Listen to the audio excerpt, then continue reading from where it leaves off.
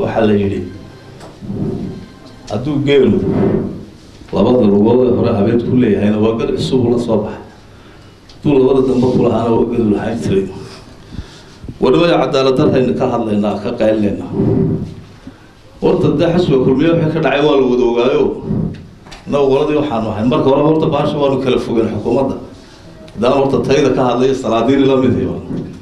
waa cadaalad darradaa horeba horta waa warkelina meesha wax ka soo guuxayaanone wax wanaagsan ka soo booday laakiin waxa weeye wixii halkaa ka dhacay horta dalku madaxweyne uu leeyahay waxba qoladiina isbahaysiga lafteedu haba kor hawga yar dhigin horta madaxweynaha ugu aabaa waxa la waxa cadaalad darra ka dhaca wadanka madaxweynaha ugu aabaa wax alla waxa cadaalad darra ka dhaca ma xusbiga kulmiye ha aha ama dalka gebigiisa ha ahaato soo siraayo weynaa dooran dalka ha waa dambigiisa waxa ka dhashay unday waxbayaan deeynaan dusha ka xadxadin waxa kale oo jirta Somaliland ma haynteenan isaaqeys haysata haddeer waxa ku jirtay wasiirka waxa uu geedoole Somaliland waa inay leeyahay hadday beesha dhaxan koona ilaa koona reer dhan baa la yidhi codba ma laha culimada ay markii kulmiyadii hawshiisa socotay xageena dhigna kuwa iyaga mina kuwaas iyaga ma inooga baahnayn inaynu xusuun dib u eegno waxba wada leedahay beelaha labada cirif iyo inagu weynana cadaaladda ilaalina loo baahan yahay waxa weeye Somaliland maalintii daahiriyaa la wareejinayay gebigeenu siraayo kacdoon baynu ku dooranay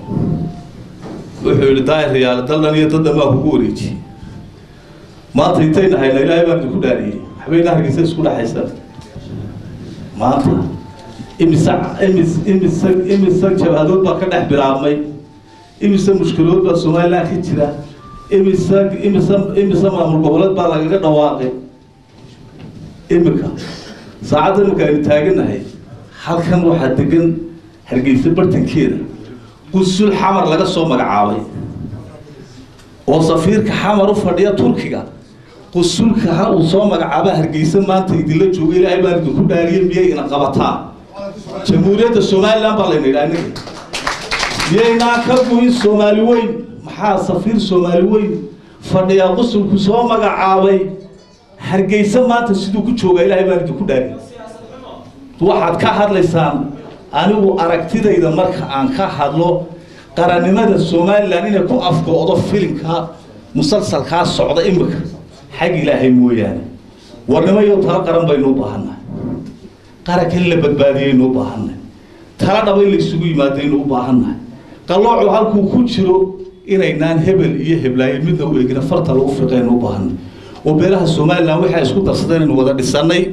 waa dumaya faradhaxdood buu ka siibanaya ariga dekada barbara ka dhoofiyo ruqsadiisa hadii xamar laga soo qaado ka warrama miyaa filaysaan war wax badan baa qulusan dhaba sugan waa talar aan sugan